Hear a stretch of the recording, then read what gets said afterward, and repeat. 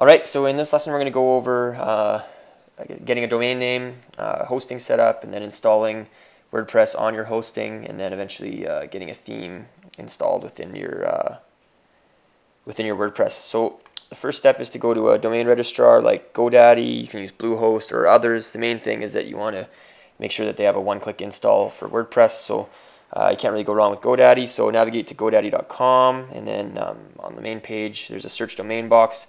So this might take you a little while to find a word combination that kind of fits your niche and is available. But for the purposes of this example, I'm just going to pick a long-winded one that I know will be available. So let's go toaster reviews that are awesome. I'm fairly confident that's going to be available. So we'll go search domain. And sure enough, it's available. So we'll click select and continue to cart. Now you're going to have a bunch of options here. The first being whether or not you want privacy. Don't worry about that. What you do want to check off is hosting. Hosting, think of it as like hard drive space that you're purchasing somewhere for your website to reside. Then the third option is email. So you can pay $7 a month and get a your name at yourdomain.com if you want it. We're not going to worry about it here. So continue to cart. And for a 2-year term, it's about $100. You can select different terms. We'll just go 2-year. Click proceed to checkout. Now at this point, you'll have to either create a GoDaddy account, unless you already have one, in which case you can just log in and pay. If you don't have an account, you have to set it up. Obviously, you can pay with any major credit card or PayPal. Once you've paid for the domain, I'm not actually going to purchase this one, but once you've paid, it will prompt you to create a cPanel username and password. Make sure you note that because we'll need it in the next step. So yeah, the next step is to go to your domain. So I've previously purchased one. It's reviewsthathelp.com. So I navigate there. If you go yourdomain.com/cpanel, all one word, it'll take you to the control panel login screen. And this is where you punch in the username and password that you set up before.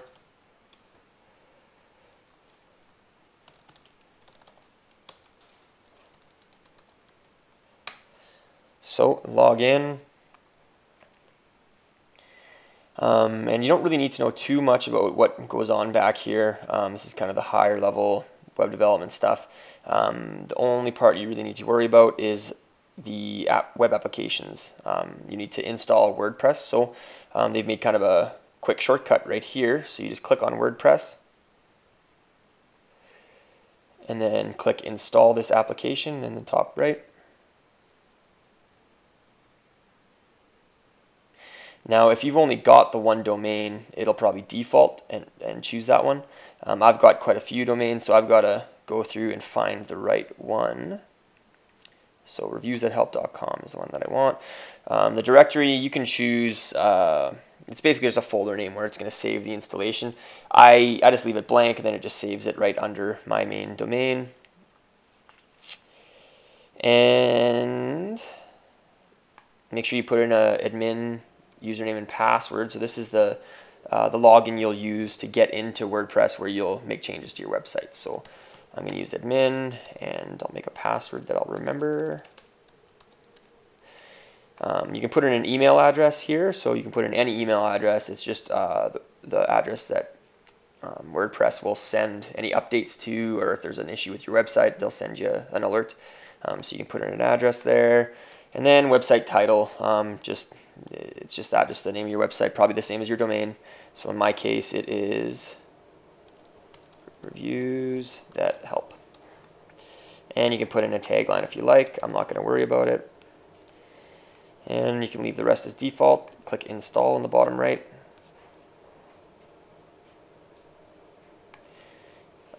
I've made a previous install, so it's just prompting me to make a change. So I'm just going to put the installation in a different folder for now.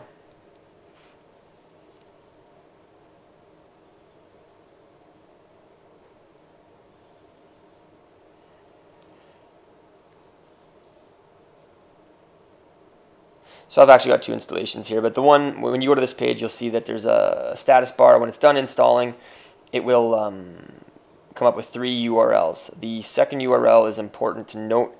That's the URL that you'll punch in to get into your WordPress backend. That's where you make all the changes to your website. So I would make a shortcut or save a favorite for that one.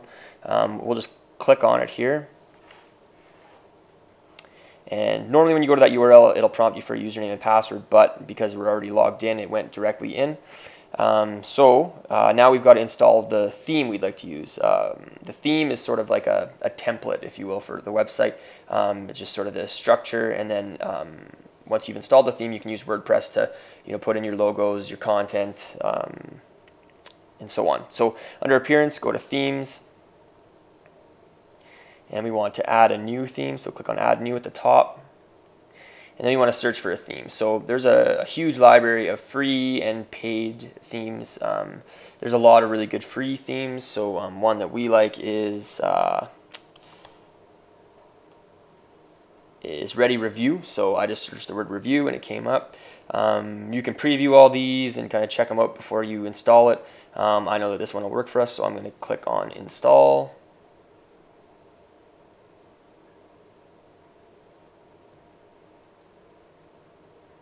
So this is actually quite quick. Basically, right away it said successfully installed the theme. You want to make sure that you click on Activate at the bottom here. That'll make sure that this is the theme that we're actively using. It'll take you back to the theme page and show you that that's the active theme. So that's basically it for now. We're not going to worry about really working on the website too much at this point. In the next lesson, we'll go over branding and logo and that sort of thing. See you there.